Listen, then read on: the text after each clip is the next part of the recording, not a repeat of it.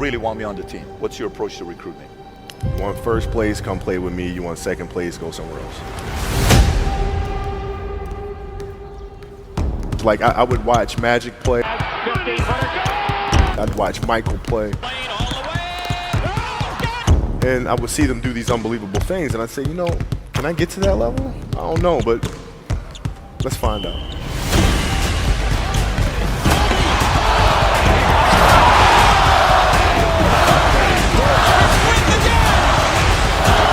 That's why he's the best player in the game.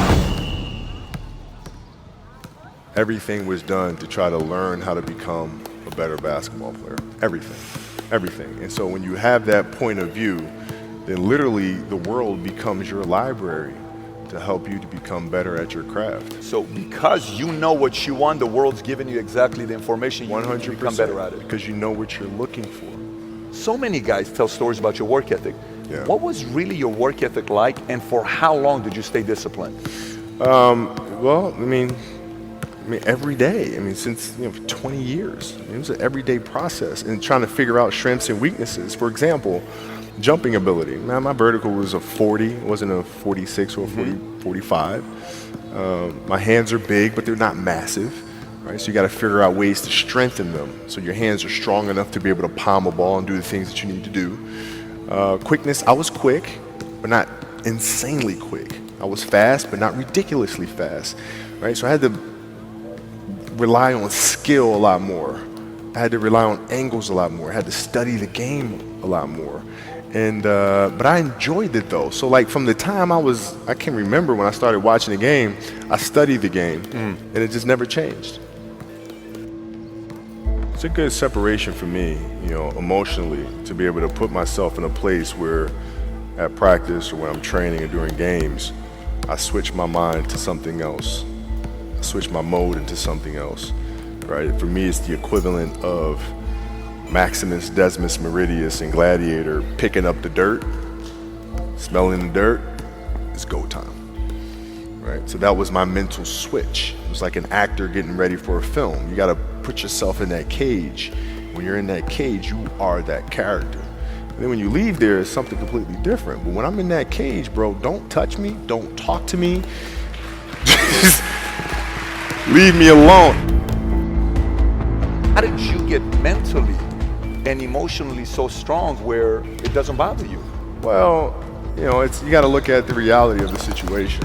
Like for me, it's not, you kind of got to get over yourself.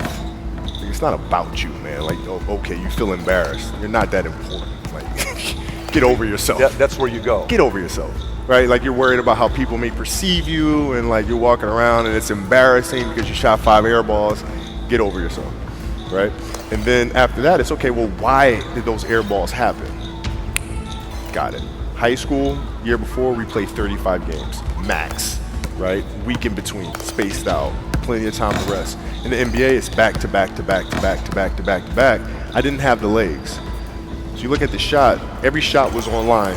Every shot was online, but every shot was short.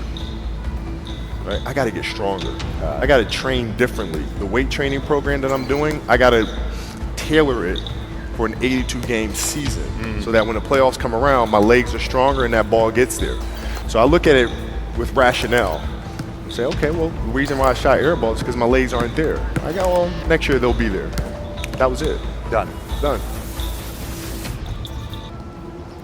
Were there some names that you looked at and says, these 3 guys are as crazy as I am? At the time, I deal with what I've referred to as Goat Mountain. I went to Goat Mountain and I talked to Magic, Michael, Bird, Hakeem Olajuwon, Jerry West, Oscar Robinson, Bill Russell. So I would talk to them. What did you do? What were your experiences? Michael in particular, he's become my big brother. He's been my big brother since I first came in the league. And what was that process like? So I went to them and started understanding the ins and outs of the game and how they approach things and their level of detail and obsessiveness, and that's what I did. The players that had that passion but weren't willing to commit their entire lives to doing that, right? It's a choice, right? You have other things, you have family, you have all these other things that you have to do. The game can't really be your #1 priority.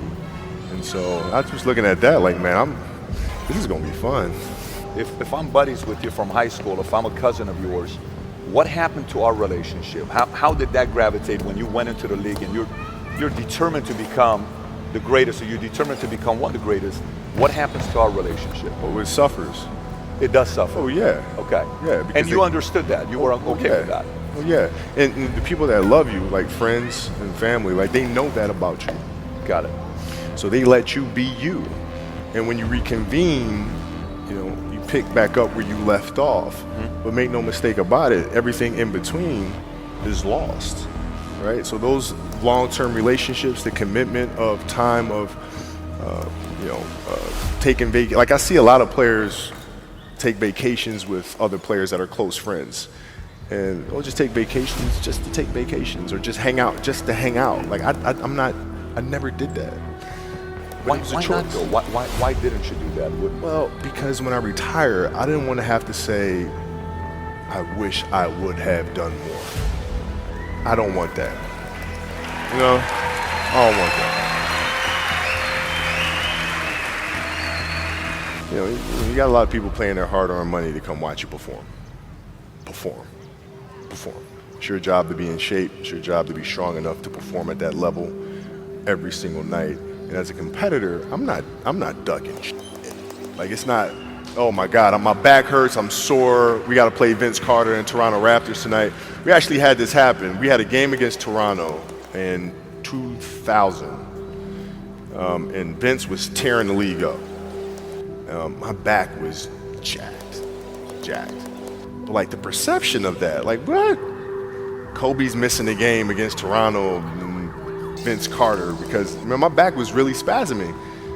But people will be like, what? Oh, he's ducking Vince. Excuse me? No, I don't think so. So I would be in the layup line like, okay, there's a lot of days where you can rest and recover. Today ain't one of them. Your back can bother you any other day. That shit ain't bothering me today. He gonna have to see me today. Yeah. Oh man. Yeah.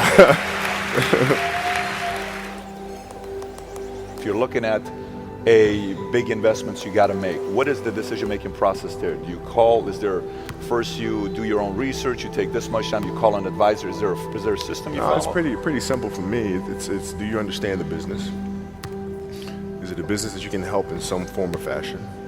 What are the barriers of entry to that business? And then the entrepreneurs themselves, the company itself, right? Do they have a culture that you believe is sustainable?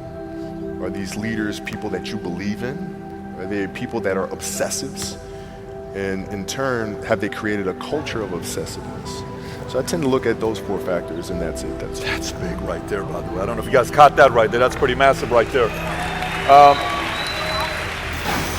Same determination. What's your current work schedule look like today? It's different because I personally am not writing every word of the novels. I am not animating the films. What I have to do now is make sure that the people that we bring in, these obsessives that we bring in, are challenging themselves to do the best job that they think they can do. That's what I'm there for, is for them to constantly look in the mirror and self-assess and challenge themselves. If we have a project and you're saying, okay, I can do that, that's not the project we want. The projects that say, I don't know if I can animate that. I don't know how to write that story. I don't know how to do that. Those are the things we want, because through that curiosity, you'll reach a level that you didn't think was possible. And so running the studio, that's what I'm doing.